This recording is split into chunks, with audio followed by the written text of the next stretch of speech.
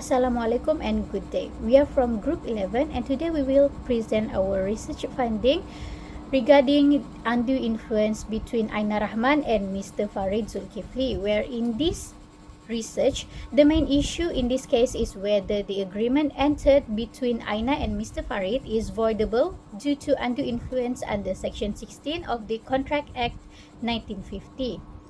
In this scenario, Aina is a 23-year-old culinary arts graduate who intended to open a boutique cafe in Kuala Terengganu. Although she possesses strong technical skills in baking and food preparation, she has limited experience in regarding to business management, finance, and contractual negotiation. As a result, she relied heavily on Mr. Farid, who is a successful cafe consultant and her former mentor. Because of this relationship of trust and confidence, Anna accepted Mr. Farid's recommendation without obtaining legal or financial advice. Under this agreement, Aina was required to pay a monthly consultancy fee of 7,000 ringgit and grant Mr. Farid a 36% share of the cafe monthly net profit. The contract also contained an exclusivity clause and a termination penalty clause. After 8 months, Aina discovered that both the consultancy fee and profit sharing arrangement were significantly higher than the industry standards. Consequently, she began questioning the fairness of the agreement. So in this presentation, we will analyze the legal issues, the numeral findings, and practical solutions available to Aina. I will now pass the presentation to Shafiq, who will discuss the main legal issue, which is the undue influence. So thank you, Oni. So the main issue is whether the agreement itself is voidable for undue influence under Section 16 of the Contracts Act 1950. Section 16 provides that undue influence exists when one party is in a position to dominate the will of another and uses that position to obtain an unfair advantage. Under Section 16, Clause 2a, a person is deemed to dominate another's will when there exists a fiduciary relationship or a relationship involving trust and confidence. In this case, Mr. Farid was not merely a consultant, he was Aina's former supervisor, mentor, and trusted advisor. So Aina frequently relied on his expertise and believed that his guidance was essential to the success of her business. This situation is similar to the case of Johnson against Buttress, where the court held that a presumption of undue influence arises when a relationship of trust and confidence is established. Applying the principle from Johnson against Buttress, Mr. Farid clearly occupied a dominant position over Aina. Therefore, the first requirement for presumed undue influence is satisfied. So, the second requirement, however, is that the transaction must be manifestly disadvantageous or unconscionable. The consultancy fee charged by Mr. Farid was 7,000 ringgit per month compared to the industry standard of 3,000 ringgit. Furthermore, he demanded a 36% profit share despite the industry norm being only 13%. These terms are significantly more burdensome than normal commercial arrangement. The case of Saad Marwi against Cha Ah-yong established that unconscionability may arise where a stronger party exploits a severe imbalance in bargaining power to obtain shockingly unfair contractual terms. Therefore, the agreement appears to confer a substantial unfair advantage on Mr. Farid. Under Section 16, Clause 3a, once undue influence is presumed, the burden shifts to Mr. Farid to prove that the transaction was entered into freely and without improper influence. Since Aina herself did not obtain independent advice and relied heavily on Mr. Farid's guidance, it may be difficult for him to discharge that burden. Therefore, Aina has strong grounds to argue that the agreement is voidable for undue influence. Next, I will hand over to Auni to discuss another possible legal issue arising from this case. Thank you. Thank you, Shafiq. Apart from undue influence, another issue that may arise is whether the exclusivity clause amount to restraint of trade under Section 28 of the Contract Act 1950. The clause prevents INA from appointing any other consultant or advisor without Mr. Farid's consent. Generally, Section 28 renders void agreement that restrain a person from exercising a lawful profession, trade, or business. At first glance, this clause appears restrictive because it limits INA's freedom to obtain professional advice from any other consultant. However, the Malaysian case of Polygram Records Sendirian Berhad and the Search clarified that Section 28 generally applies after the contract has expired or have been terminated. Restrictions that operate during the existence of a valid contract are usually enforceable. Applying the principle in this scenario, the exclusivity clause only operates while the agreement remains active. Therefore, it is unlikely to be declared void under Section 28.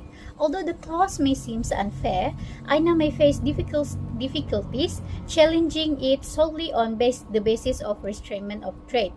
So I will now pass the presentation to Nur Shoela for the numerical analysis finding. Thank you, Auni. My name is Nur Shoela and I'll be the one who explain for the numerical analysis part. I will now explain the numerical analysis supporting INA's claim of unfairness. First, let us examine the consultancy fee. The consultancy fee charged by Mr. Farid is 7,000 ringgit, while the industry standard is only 3,000 ringgit. The excess amount paid by INA is 7,000 ringgit minus 3,000 ringgit equals to 4,000 ringgit.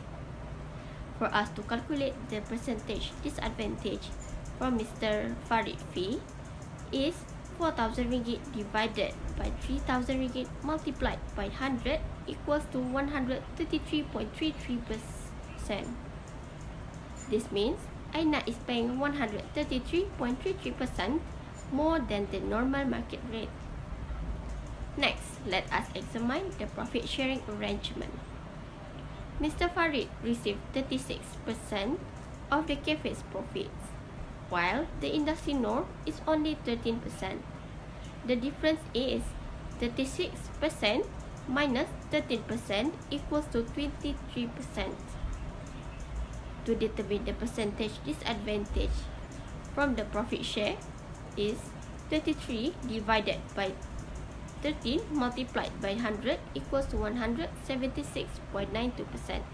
This means Mr. Farid profit share is 176.92% higher than industry standard. These calculations demonstrate that INA is paying substantially more than what is normally charged within the cafe consultancy industry. I will now hand over to Atira to discuss financial impact and whether there is manifest disadvantage. Thank you, Shoela. I will now explain the financial impact of the agreements. The cafe generates monthly revenue of RM29,000 and incurs costs of RM22,500. Therefore, the monthly net profit is RM29,000 minus RM22,500 equals to RM6,500. Based on the agreements, Mr. Farid received 36% of the net profits. Therefore, 36% multiplied by RM6,500 equals to RM2,340.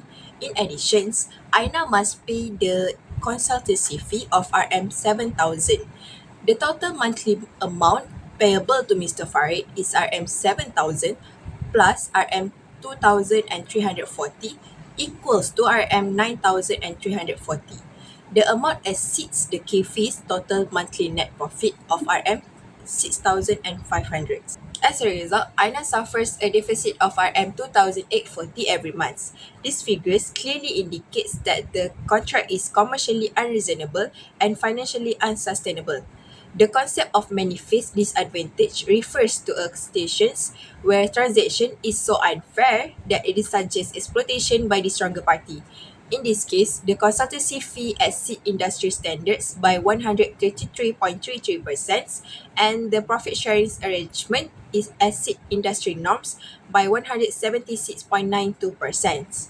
Despite generating stable revenue, Aina's business is unable to retain sufficient profits because substantial portion is transferred to Mr. Farid. This creates significant financial strain and support this argument that the transaction is manifestly disadvantageous. This finding strengthens Aina's claim that the agreement was procured through under influence and should be set aside. I will now pass the presentation to Asma to discuss the practical and commercially viable solutions available to Aina. Thank you, Atira. Based on our findings, we propose several practical and commercially viable solutions. First, Aina should commence legal action to resign the agreement under Section 20 of Contract Act 9 of the Contract Act 1950. Since the contract may have been induced by undue influence, she can request the court to set aside the agreement. Second, Aina should challenge the termination penalty clause. The clause requires her to pay 6 months of consultancy fees and forfeit accrued profits if she terminates the contract yearly. Under Section 75 of the Contract Act 1950, compensation clauses must be reasonable. Therefore, Aina may argue that the penalty imposed is excessive and disproportionate. Third, from an entrepreneurial perspective, Aina should reduce her dependence on external consultants. She can attend business management and financial training programs to strengthen her own capabilities. She may also hire a qualified cafe manager and accountant at fixed salaries rather than continuing an expensive consultancy arrangement tied to profits. Additionally, she should negotiate directly with suppliers to reduce operating costs and improve profitability. In conclusion, our analysis shows that Aina has strong legal grounds to challenge the agreement based on undue influence under Section 60 of the Contract Act 1950. The numerical conclusion reveals significant financial disadvantages, while the contractual terms appear commercially unreasonable and manifestly unfair. Therefore, rescission of the agreement together with business restructuring represent the most practical solution for Aina moving forward. Thank you for listening to our presentation.